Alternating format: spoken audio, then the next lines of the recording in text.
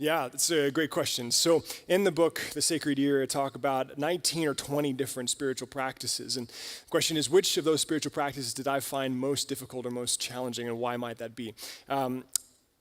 Several practices were very, very demanding. It didn't make a lot of sense and actually took quite a lot of work to really engage and to engage consistently. I think one of the most difficult spiritual practices for me was the spiritual practice of silence, of learning to sit silently, of learning to sit quietly, of learning to listen in prayer instead of just talking at God. If prayer is meant to be a conversation with God, it's very easy to just talk, but I found silence and listening prayer to be one of the most difficult, but also one of the most fruitful spiritual practices. Because as a writer, as a speaker, I make my way in the world with words. I love metaphors, I love imagery, I love conversation. And so to actually cultivate the capacity to sit quietly and to sit silently, I found extremely demanding and very, very difficult. So I'd begin sitting for 5 to 10 minutes at a time, just practicing being silent, practicing being quiet, finding a closet in my house that I could go into and just learn to sit quietly, to sit silently, to sit in a listening posture. Praying, listening, quietly, being silent, very demanding. I'd start fidgeting, start watching my thoughts be going from thing to thing to thing, to actually learn to sit quietly, to sit in a listening posture, to sit in a stable way, and then to eventually begin progressing and moving from 5 minutes to 10 minutes to 15 minutes to 20 minutes and trying to move towards something like 30 minutes. This was an invitation from my spiritual director to begin to practice silence. And in the midst of our world today, how many different sources of noise are there in our world today? We are almost constantly bombarded with noise from external sources as well as from internal sources.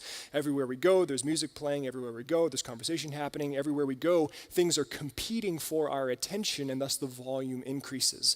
So we are conditioned to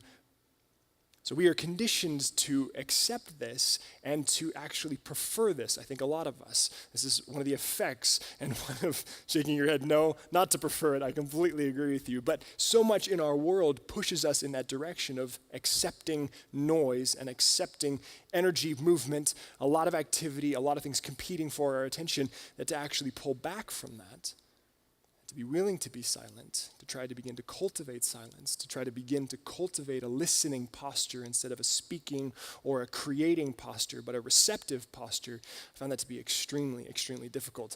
The corollary to this is also the spiritual practice of attentiveness that we talked about a few moments ago. Nicholas Carr wrote a fascinating book. It's called The Shallows, What the Internet is Doing to Our Brains. He also wrote a shorter article which is called, Is Google Making Us Stupid? He wrote this article for the Atlantic Monthly a few years ago.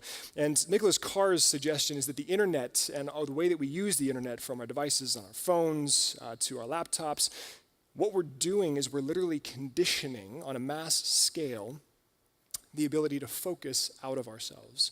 And I'm very much a product of this. I was a computer science major in undergrad. I was a computer programmer for a long while, working on web-based applications, so I know this. I'm inundated with this. And just that was my professional life, my work life also, or my personal life also. I read internet articles just like all of you. I watch internet videos just like all of you. I'm constantly going from website to website, following rabbit trail and link and link and link. I've begun to notice that I'm conditioning my ability to focus on something, whether that be a book, or whether that be a person, or whether that be God. I'm conditioning regularly the ability to focus and to be attentive out of myself. I'm conditioning that ability and that capacity out of myself. So the spiritual practice of attentiveness, of contemplating, of being attentive was very, very demanding, very hard, very difficult. It still is very difficult because I think so much energy in our world is moving in the opposite direction. It's moving us away from attentiveness, away from contemplation, and more to just very quick, rapid, blurring consumption. So to seek to practice attentiveness, being attentive, being with, found very, very demanding, but I think all the more essential because of that.